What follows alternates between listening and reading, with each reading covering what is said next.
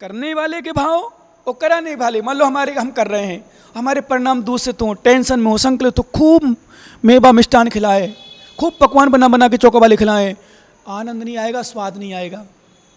और अच्छे भाव है हमारे, भूख है अथवा अच्छे भाव है मान लो खाने के, मान लो कहने का मतलब ठीक है प्रस्तुत परिणाम है, कोई कषाय रूप नहीं, कोई संक्लेश परिणाम नहीं, कोई टेंशन नहीं, तो दाल रोटी भी अच्छी लगती है,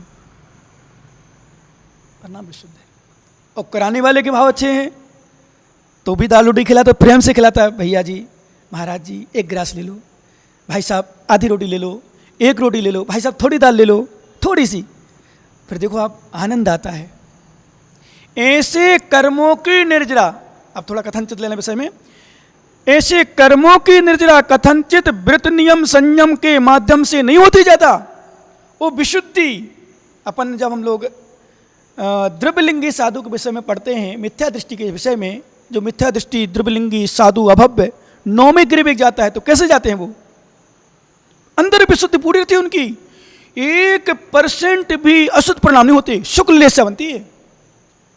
कौन सी लेस्या?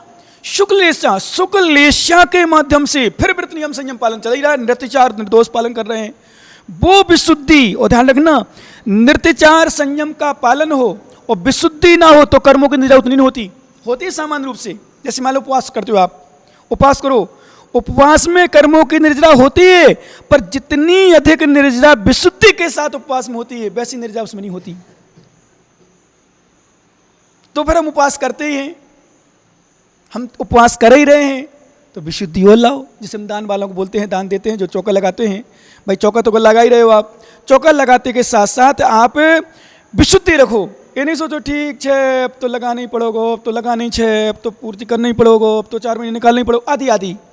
यदि ऐसे परिणामों से चौका लग रहा है तो कभी वो कर्मों का क्षय नहीं कर पाएगा, पुण्याश्रय नहीं कर पाएगा, विशेष वो करेगा भी तो अकाम निर्जरा वाला पुण्याश्रय करेगा। कौन सी निर्जरा वाला? अकाम निर्जरा से। अकाम निर्जरा भवनित्र का उत्पन्न करा देगा बस।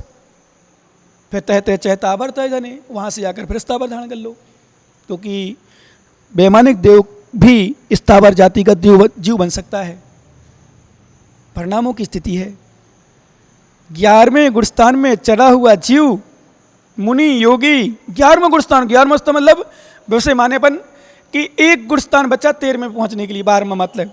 यद्यपि ये नियम है, 11वां वाला 12वें नहीं जाता, ये नियम है, पर अपन सीढ़ी वैसे माने अपन व्यवहारिकता में सामान्य रूप से कि 13 सीढ़ी है भगवान बनने के लिए, 12 सीढ़ी है, 13वें सीढ़ी में चढ़ने भगवान बन जाते हैं।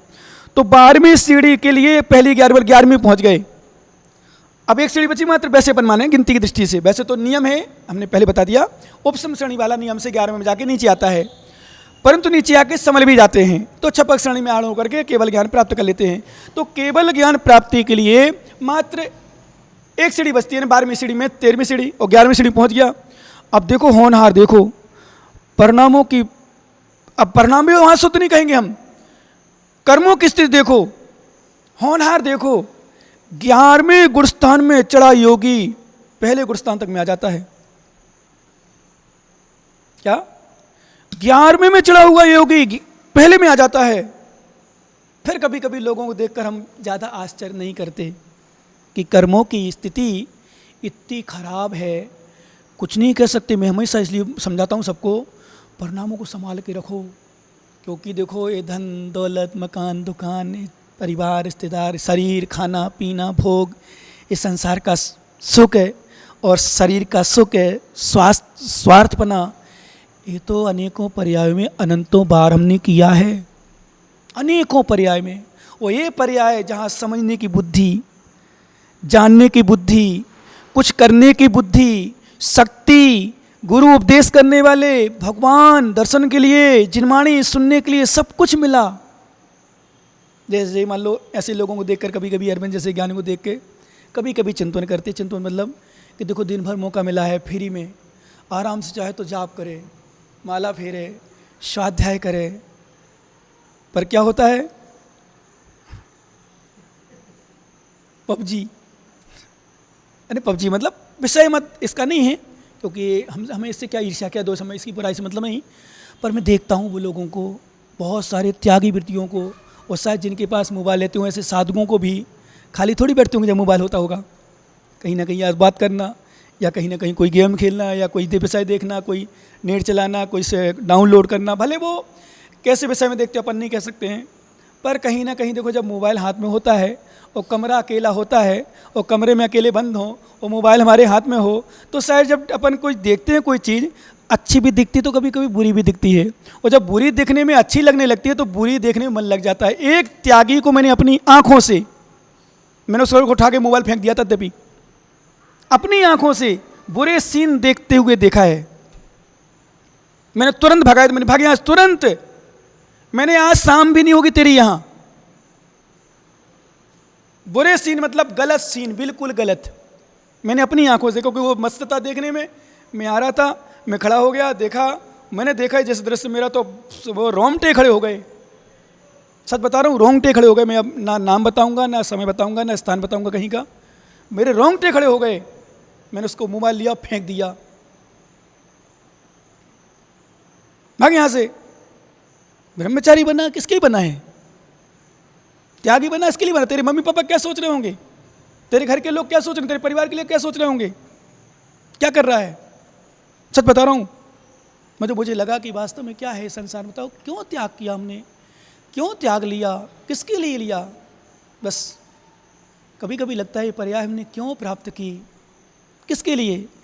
तो आचार्य महाराज एक सूत्र अपन ले लें, बहुत सुंदर सूत्र है, बहुत अच्छा सूत्र है कि हम क्या करें, फिर क्या करना चाहिए।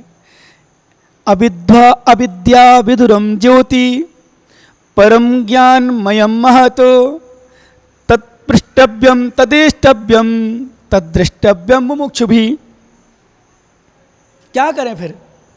अविद्या विदुरम ज्योति परम ज्ञान मयम महत, जो अविद्या विदुरम, जो अविद्या को नष्ट करने वाली ज्योति है, परम ज्ञानमय, जो केवल ज्ञानमय है, उस ज्ञान के विषय में ही पृष्टव्यम पूछना चाहिए, तदिष्टव्यम तदिष्टव्यम उसी की इच्छा करना चाहिए। भगवान गुरुदेव आत्मा कैसी है, भगवान वो केवल ज्ञान कैसे प्राप्त होगा, हे प्रभु वो केवल ज्ञान की प्राप्ति किस पुरुषार्थ से होती है, ये प्रश्न पूछना चाहिए। वो इष्टव्यम उसी की इच्छा करना चाहिए, इष्ट वही उसी की इष्ट करना चाहिए। भगवान मुझे केवल ज्ञान प्राप्त हो, मैं केवल ज्ञान प्राप्त करना, अज्ञान अंधकार दूर हो, ऐसी भावना होना चाहिए। और तद दृष्टव्यम उसी को देखना चाहिए, किसको? मोक्ष भी, जो मोक्ष के इच्छुक जीव हैं उसी के विषय में पूछना चाहिए, उसी को देखना चाहिए, उसी के विषय में उसी की इच्छा करना चाहिए। आचार्य महाराज पूज्यपाद स्वामी ने ही समाधि तंत्र ग्रंथराज में एक सूत्र दिया, तद्ब्रूयात् तत्परान्पेक्षेत तदेक्षेत तत्परो भवेत एना विद्यामयम रूपम त्यक्त्वा विद्यामयम ब्रजेत। तद्ब्रूयात् वही बोलो, हम लोगों के लिए कहा, वही बोलो जिससे अज्ञान दूर हो, ज्ञान ज्योति प्रकट हो। दूसरों के लिए नहीं, अभी स्वयं के लिए, क्योंकि हम जैसे बोलेंगे वैसे भाव होंगे, वैसे कर्मास्त्र होगा। यदि हम अशुभ बोलते हैं तो नियम से अशुभास्त्र होता है, कथनचित हम इसको डांटने के लिए अशुभ बोलते हैं ना, तो भी कर्मास्त्र अशुभ होता है। इसको मतलब शिष्यों को, गुरु महाराज गुरु शिष्यों को डांटने के लिए भी अशुभ बोलते हैं तो अशुभास्त्र होता कथनचित उस समय, उस क्षण। क्यों? आपकी आत्मा से वो भिन्न है, आत्मा आपकी आत्मा से भिन्न है, ध्यान देना, आपकी आत्मा से भिन्न है, शिष्य है। पर ये ध्यान रखना, व्यवहार की दृष्टि में भी कहा जाए, डांटोगे नहीं तो भी तुम्हें दोष लगेगा। शिष्यों को डांटोगे नहीं ना तो भी प्रायश्चित लो, और डांटते हो तो भी प्रायश्चित लो। क्या? शिष्यों को डांटते हो, मतलब हम आपको डांटते हैं तो प्रायश्चित लो, क्यों? तुम्हारे परिणाम उसमें थोड़ी सी अशुभ शुभ से च्युत हुए, शुद्ध से च्युत हुए। और नहीं डांटते हो तो किस लिए शिष्य बनाया, फिर क्यों शिष्य बनाया? पिता पुत्र को जन्म दिया पिता ने, पिता का कर्तव्य पुत्र का पालन करे, लालन करे, संरक्षण करे, उसकी व्यवस्था देखे, पर उसको स्वतंत्र स्वच्छंद ना छोड़े। ध्यान रखना, जिनके बच्चे बच्चियां हों उनको अनुशासन में रखें, उनको समय समय पर आंख दिखाते रहें, डांटते रहें, जिससे उनके मन में भय बना रहे, स्वच्छंद ना हो, नहीं तो वो पिता पिता नहीं जो बच्चों को संस्कार नहीं देता है। तो मुझे क्या करना, बच्चे अपने हिसाब से कर लेंगे, बच्चे अपने हिसाब से जी लेंगे, बच्चे हिसाब से कर, नहीं, तुमने पैदा क्यों किया, जन्म क्यों दिया? यदि आप उनको संस्कार नहीं दे सकते हो तो जन्म देने का अधिकार नहीं है। इसलिए जन्म देने के पहले पहले संस्कार के विषय में भी सोचना कि बच्चों को संस्कार भी देना है। समझ रहे ना? और जिस पिता ने जिस माँ ने संस्कार नहीं दिए अपने बच्चों को, संस्कार बच्चे नहीं निकले, अब वो विषय भिन्न है। देखो कई माता पिता की शिकायत रहती है, प्रार्थना रहती है, महाराज हम लोग क्या करें, इतना समझाते हैं, इतना करते हैं, फिर भी कुछ निकल जाए। जैसे एक विषय आप लोगों को पता है, नाम नहीं लूँगा, एक बच्ची मान लो कहीं कुछ हो गया, उसके माता पिता धार्मिक हैं, पूरा रिश्तेदार मंडली पूरी धार्मिक है, वो भी धार्मिक थी, ऐसे मान लो लगती थी, ऐसा कह दो, पर कहाँ ऐसी निकली कि जो पिता का चेहरा नहीं देखना चाहती, माँ का चेहरा नहीं देखना चाहती, और माता पिता से कहती तू मुझे सूरत क्यों दिखा रही है, मैं कौन हूँ तेरी, तू कौन है मेरी, भाग जा यहाँ से, ये भीड़ क्यों लगा के रखी है, मेला लगाए क्या, ऐसा थाने में बैठ करके कह रही है क्या, ऐसा बैठ कर कह रही बच्ची वो। तो फिर कभी कभी हम कहते हैं नहीं, माता पिता का सर्वथा दोष नहीं है, माता पिता का सर्वथा दोष नहीं। क्यों? गुरु तो एक थे द्रोणाचार्य, द्रोणन शिष्य था, अर्जुन भी शिष्य था, अन्य भी शिष्य थे, वो भी शिष्य थे, पर कुछ अच्छे संस्कारवान निकले, कुछ दुष्ट निकले, तो इसमें गुरु का दोष नहीं है फिर। परंतु उपदेश तो देना चाहिए, संस्कार में लगाने का प्रयास तो करना चाहिए। हर माता पिता को अपने बच्चों को, कई बार कहते हैं बोले महाराज कोई लगना होगा तो लग जाएंगे अपने आप, लग, हम मानते हैं। कभी कभी जैसे हम पहले बहुत निषेध करते थे लड़कियों को विशेष रूप से बाहर भेजने के लिए, पर कथनचित सोचते हैं कि जिनको बिगड़ना है गांव में रह के बिगड़ जाती है, जिनको नहीं बिगड़, तो इसका मतलब तुम थोड़ी सोच लो, क्योंकि निमित्त का भी प्रभाव पड़ता है, निमित्त का भी प्रभाव पड़ता है, बहुत प्रभाव पड़ता है निमित्त का, ध्यान रखना भैया, बहुत बचा के रखना निमित्तों से। यद्यपि मोबाइल एक ऐसी चीज होगी निमित्त से बचा ही नहीं सकता, मोबाइल एक ऐसी चीज है निमित्त से बचा ही नहीं सकता। मोबाइल बहुत खराब चीज हो गई, क्योंकि पहले मोबाइल नहीं चलते थे तो कई बार सोचते थे कैसे बात करें, कहाँ मिलें, क्या बात करें, क्या से हो क्या हो। अब मोबाइल चले गए, पहले नंबर दिया जाता है, सबसे पहले नंबर कॉन्टेक्ट नंबर, और बात शुरू हो जाती है। यही कारण है आज वर्तमान में त्यागियों साधकों का भी डिस्टर्ब होने लगा। क्यों? मोबाइल से उनको लगाया, कहीं ना कहीं पर बात फिट हो ही जाती है।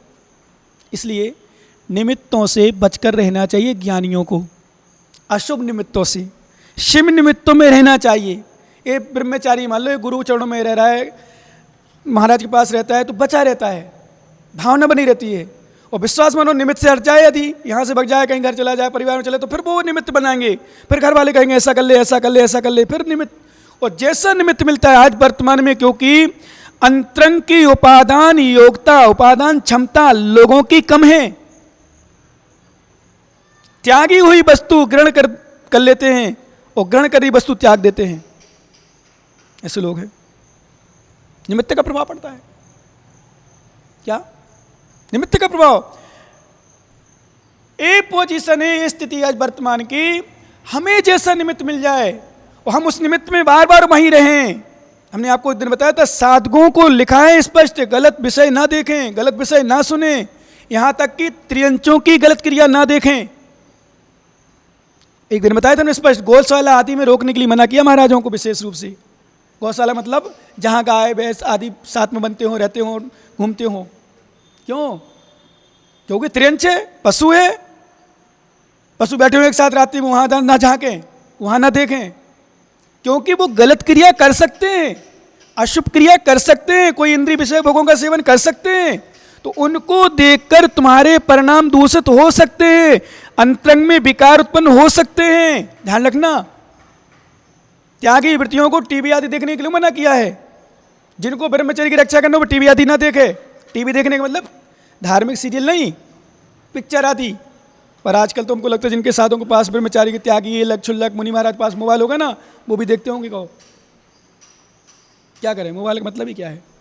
तो नियम से कोई कहे, कोई पिक्चर देखे, गाना सुने, गाना देखे, डांस वाले हो रहे हीरो हीरोइन आदि को, और कोई कह रहे मैं विशुद्ध हूं, मेरे परिणाम खराब नहीं होते, ऐसा हो ही नहीं सकता।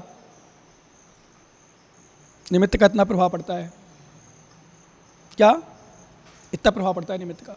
इसलिए आचार्य महाराज ने कहा उसी तद्ब्रूयात, वही बोले जिससे है ना विद्यामय रूपम, है ना विद्यामय रूपम, जो अविद्या रूप में ज्ञान है हमारे पास, अज्ञान अंधकार है, वह अज्ञान नष्ट हो जाए और विद्यामयम ब्रजेत, और विद्यामय हो जाऊं, ज्ञान रूप हो जाऊं।